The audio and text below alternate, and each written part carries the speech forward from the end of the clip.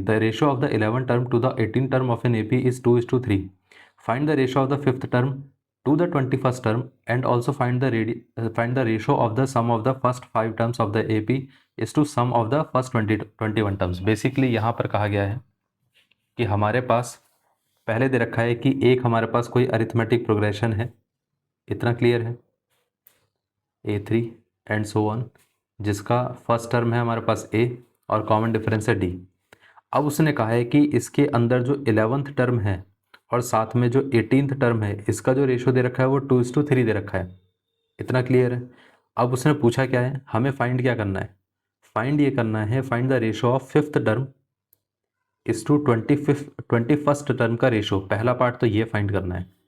दूसरी चीज़ क्या फाइंड करनी है, find the ratio of the sum of the first 5 terms, मतलब S5 and is to sum of the first 21 terms. ये दोनों चीज़ें फाइंड करनी है, इतना क्लियर है.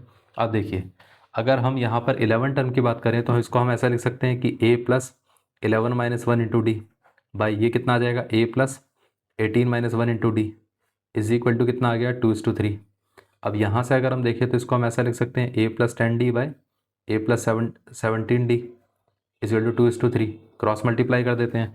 जैसे ही हम क्रॉस मल्टीप्लाई करेंगे तो कितना आ जाएगा, 3A + कितना आ गया, 30D, और ये कितना आ जाएगा, 2 टाइम्स ऑफ A + 2 × 17 कितना हो गया, 34D. तो यहाँ से अगर हम देखें तो ये 3A - 2A is equal to कितना आ गया, 34D - 30D. A is equal to कितना आ गया, 4D. ये है, ये पार्ट क्लियर हो गया. अब A:4D का यहाँ पर रेशो आ चुका है, मतलब रिलेशन आ चुका है कि A is equal to 4D रहेगा.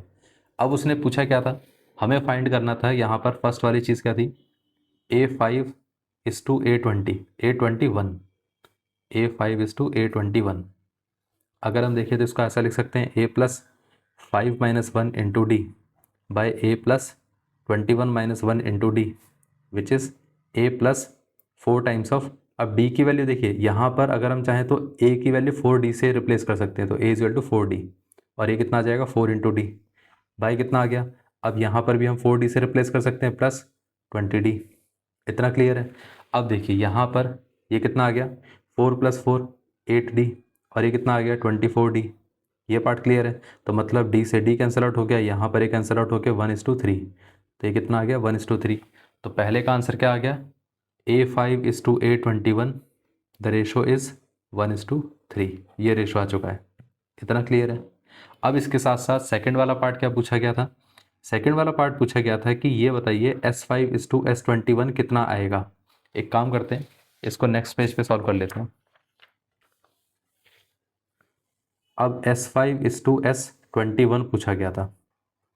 S5 अगर हम देखें तो इसको ऐसे लिख सकते हैं 5/2 into 2 times of A + 5 - 1 into D, इतना क्लियर है. और ये कितना आ जाएगा, 21/2 into 2 times of A + 21 - 1 into D.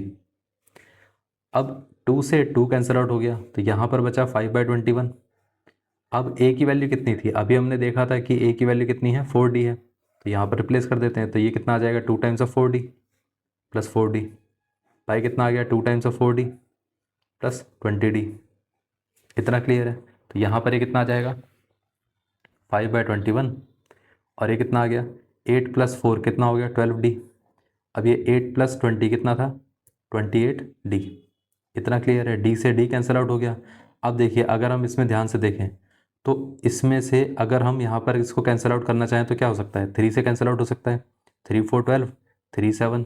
अब ये 4 से कैंसिल आउट हो सकता है, तो यहाँ पर ये 7 आ जाएगा. तो ये कितना आ गया, 5/7 इंटू 7 कितना हो गया, 49 हो गया.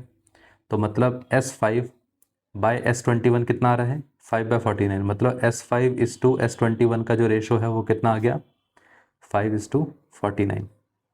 ये है, ये आंसर है. ये पार्ट क्लियर हो गया. इस तरीके से दोनों का आंसर आएगा. कहने का मतलब ये है कि जो हमारे पास पहली कंडीशन दी जाती है उसके हिसाब से हम A और D के बीच में रिलेशन निकालते हैं और उसी A और D के रिलेशन के बेसिस पे हम बाकी सारी चीज़ें अपने आप डायरेक्टली सॉल्व कर देते हैं. ये पार्ट क्लियर हो गया. इस तरीके से हम इसको सॉल्व करेंगे.